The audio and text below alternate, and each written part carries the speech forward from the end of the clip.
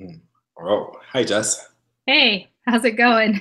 Good. We're starting just a little bit early. We will introduce the show in a few minutes just to see if we have any technical issues prior. Yes, So you'll get to hear us chit chat banally about the weather.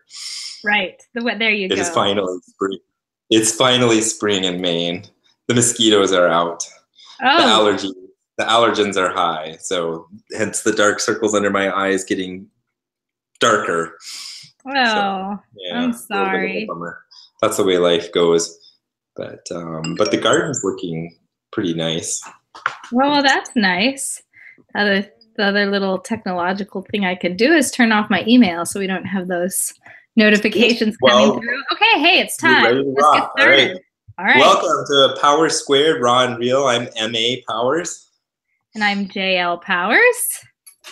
And if you're listening to this recorded, you already know the weather's great in Maine. And if you're watching live, then you haven't heard anything about the weather, except you just did. Good times. Well, I guess Well, today, you're going to discuss, like political discussions and how we always feel one step out of sync with everybody, or at least I do. yeah, And I often find myself a little. I guess the classic example was when we were at Winter Institute last year, and I had an animated discussion with a few of the people around, and you know, booksellers. yeah, booksellers, and they are great, wonderful people, and I totally agree. We were all shell shocked for us about the election of Trump, and of course, I I being the preacher's not preacher's son, but coming up in that environment can get very passionate about things in a very yes, religious sort of way. But I was trying to make the point, and I think it was a little shocking to people that as as horrifying as it may be, that we have this president, there's a reason for it, and that we need to listen to why somebody gets elected. It doesn't mean that you change your opinion about necessarily the election, but it does you absolutely no good to go into histrionics and just start saying everybody's stupid who does this or does that if you don't understand why people are doing what they're doing, because you're just going to repeat the same. I mean, you know, many of the things that happen in our lives don't progress if we know that we are right, and we have no ability to listen to other people.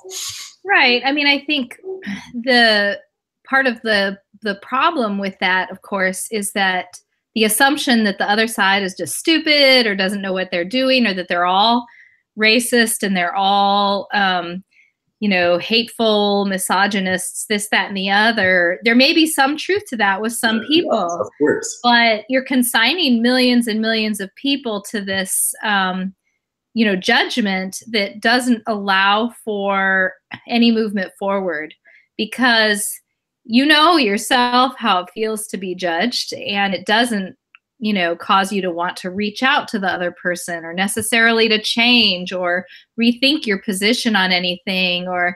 And so I think absolutely, if it, just as an example with that particular case, that if we don't take the time to really listen to the other side, we're going to never progress and never Right. move forward. And it's one of the reasons why I had someone called me. I've been being called lately on these political polls, and I always feel really bad for the pollster on the other end, Right. because a number of years ago, after Obama's first election and before his second election, I made the decision. I know there's a lot of people out there who are going to really disagree with me on this, but I made the decision that I was never going to vote for another Democrat or Republican candidate ever again. I was always going to choose the third party. Yeah. And it was a commitment that I made that I have not once regretted. And it doesn't mean that it's been easy finding a third party candidate, because a lot of times it has not been easy at all to find a third party candidate. But I made that commitment because, you know, I'm sick and tired of I don't think there's actually as much difference between the Republican and Democratic candidates as people want to believe. And I also believe that they're all playing politics the same exact way, even if they have different positions on different, that they're all seeing politics in the same way, and they're all playing politics the same way. And I find it kind of corrupt and problematic, and I just wasn't interested in playing the game anymore. And I wanted to see, I felt like if we can really introduce a viable third and fourth party, maybe things could actually change, and that somebody needs to start doing that. So I made that commitment for a lot of reasons that have nothing to do with whether I might agree with a particular political candidate who's Democrat or Republican or whatever.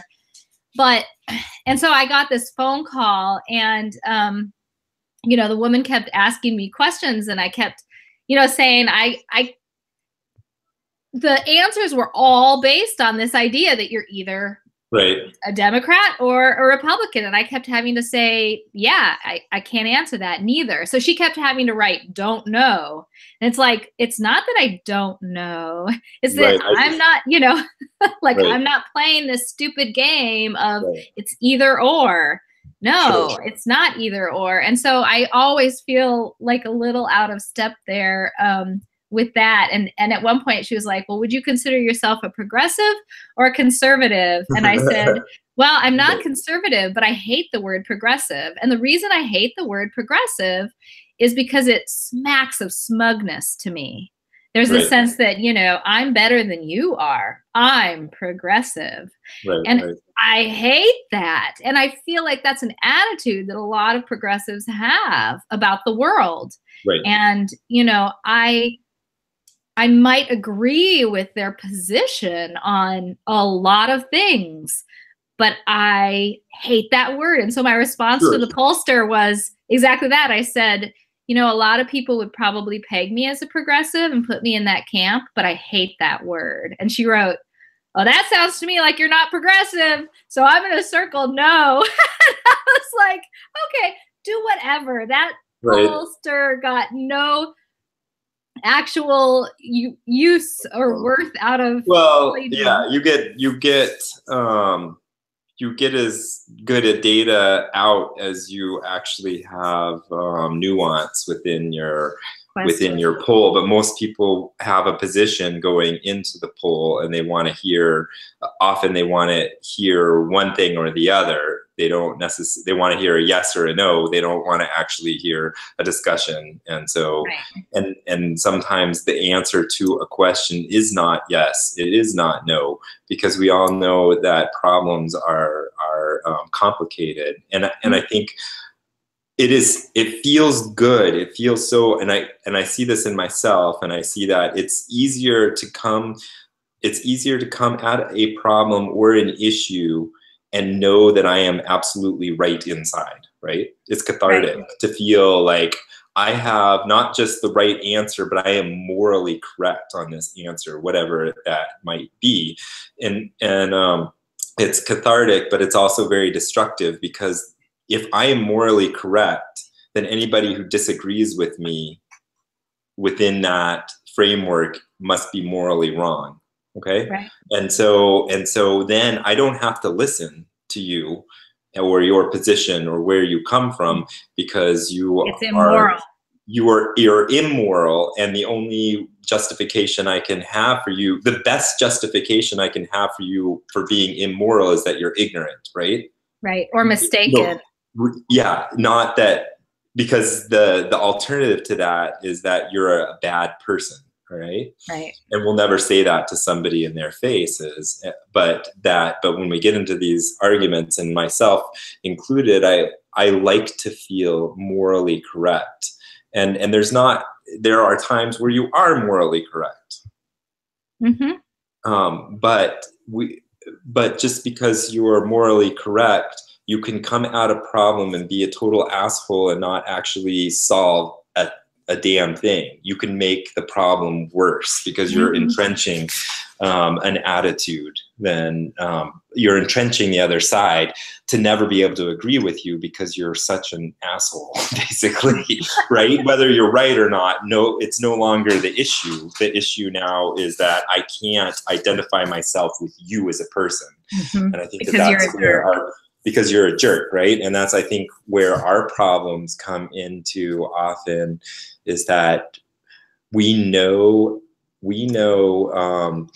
compassionate, well thought out, and then we can put conservative, we can put progressive on the end of that, right? We both know these people, and we're good friends and family to both ends of the spectrum, and so it no longer becomes a moral issue for me. And that's where I think our tiptoeing the line often, and where we get into trouble with people, because I do agree with certain people sometimes, but I'm just like, I can't go there with you, because when you put it in that terminology and in that way, what you're doing is you're saying, I'm in, and everybody else outside of this particular thought is not worthy, and is no longer, we can no longer think about it. And I can think about, and it's gotten worse and worse, I think, with, you can think about just basically any major issue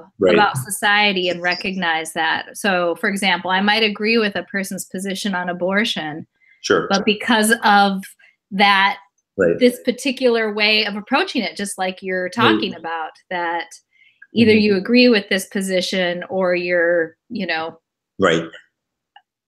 XYZ, put in a number of bad words in there or bad negative adjectives in there, then I can't, I don't even necessarily want to go with you.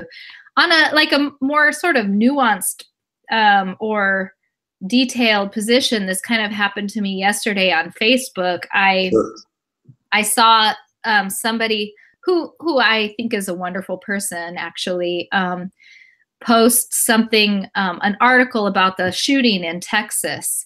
And she said, that she didn't think the parents of the shooter should have said anything at all. They should have just been silent, and it was just, wrong for them to say anything at all. Let the parents of the victims grieve and have their say. And, they should have just, essentially shut up. And I wrote on there, and there were like all these people saying, exactly right.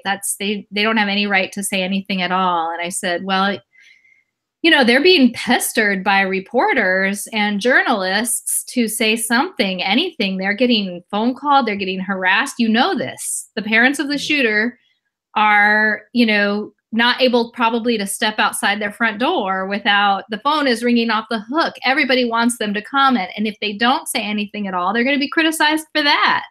Like, they can't win. What is it that you expect them to do exactly? Because if they were completely silent, everyone would be like, oh, they're defending their son, or they should say something. They should.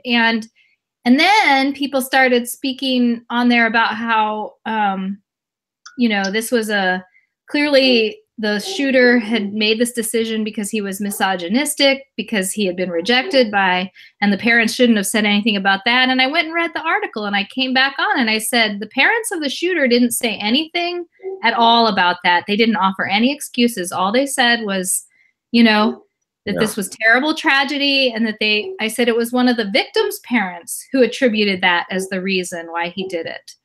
And so here you are attributing, getting mad at the parents for offering what you're claiming is a misogynistic justification for what he did it, when the parents didn't say anything about that at all. It was, so can you not read the article? Like, read the article and and then, have your say. But if you're not going to read the article, don't criticize them for something they didn't do. I don't see anything offensive in what they said.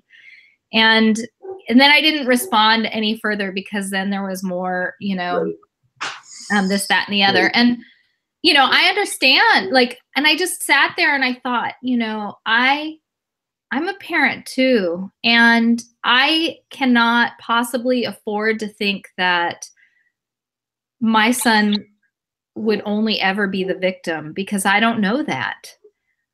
It's possible that in the future, and one of the things that I tell my son all the time is I say, I want you to know that I will love you no matter what. Right. In the future, you are going to make choices sometimes that are the right choice, and I hope you always make the right choice. And sometimes you're going to make mistakes. And I want you to know that even if you make really terrible mistakes, that I will love you no matter what. It doesn't mean I will approve your behavior or that I will justify it or that I will excuse it. But I want you to know that no matter what, I will always love you. And that's the truth. And I just sit there and think, the parents of the shooter, have a horrible, horrible thing that they have to face. Mm-hmm. It might be more horrible than what the victims, as horrible as it is of what the parents of the victims have to face, it's not as horrible to me as what the parents of the shooter have to face. And I just can't not have some compassion there for what they must be facing and feeling and thinking. And so I realized I'm totally out of step. I'm just going to withdraw from this conversation, because nothing I'm saying, I'm not defending them, and I'm not defending the shooter at all, and I'm not defending guns. I'm with you guys. Like, this is just horrible, horrible, horrible. But I can't sit here and continue to have a conversation about just excoriating the parents of the shooters when I don't know what they're thinking and feeling and doing. They gave a 2-sentence statement that expressed their sorrow, and everybody's filling in a lot around that doesn't seem justified. So that was my example from yesterday, where I was like, okay, I'm really out of step with this conversation. Sure. I think from, our point of view, it's easy. The hard part, I think it comes down to, though, also for people like us, is to realize we're not perfect. Yeah. There are no perfect systems out there. So there are going to be, no matter what we identify with or do not identify with, the system is flawed. And so we can't be so disestablishmentarianism to the point where sure we can. We're useless. We're useless. Yes. Oh, right. Where we have no impact on anything because we never really take a stand, right? So I'm not advocating that neither of us are advocating that you shouldn't take a stand. I think what we do advocate is that truth is never as simple as we would like it to be, and when truth is taken to an extreme black and white, it's almost never truth. And truth comes when there's nuance with it, and that's when we can move forward, both as people, but also I think as a society, is to acknowledge that truth is nuance. Right. That's right. Truth is nuance. That's a good place to end, I think. It is. Any last thoughts? Yeah. Kindness is always helpful. Yes. Yeah, no, that's so true. Kindness is always helpful. Truth is nuance, and kindness is always helpful. And this is our book T-shirt. If you haven't seen it, yeah, I just happened to be wearing it. I was like, hey, self promotion, great. All right. Don't forget to visit us at www.powerssquared.com, and we'll see you next week. All right, bye.